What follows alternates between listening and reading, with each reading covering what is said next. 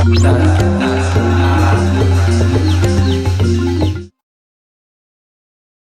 asked, you say we're not our story or history, etc., then what are we? So I think that deserves a little bit of background.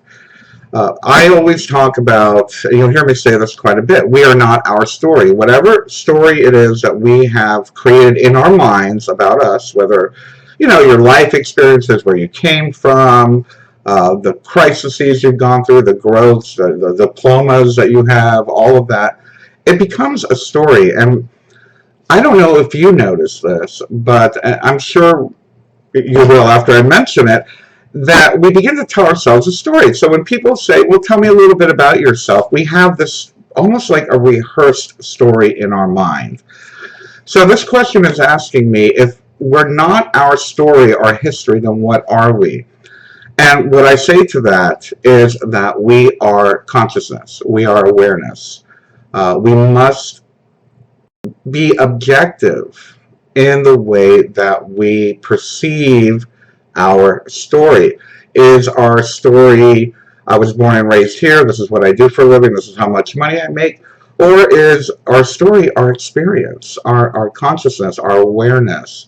And as we're moving into this greater awareness, this greater awakening consciousness, hopefully, as we say, moving into the ascension, an ascending consciousness, that we have the ability to objectively look at our past experiences as just that. They are past experiences.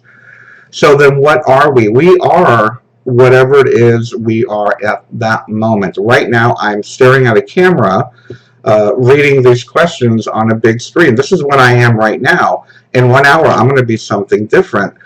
Our moods change throughout the day. Our story changes throughout the day. And the reason why I say we are not our story is we must allow flexibility for new experiences to come in, for new awareness to become a part of who we are as an individual.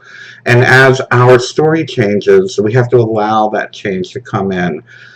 Unfortunately, when we do get stuck in that story, we begin reliving that story. How many times can you say that you've had a bad experience with an ex-boyfriend or girlfriend, and you're looking for that, like, oh, it's going to happen again? Or you had a bad experience at the mall, or you had a bad experiences with a co-worker.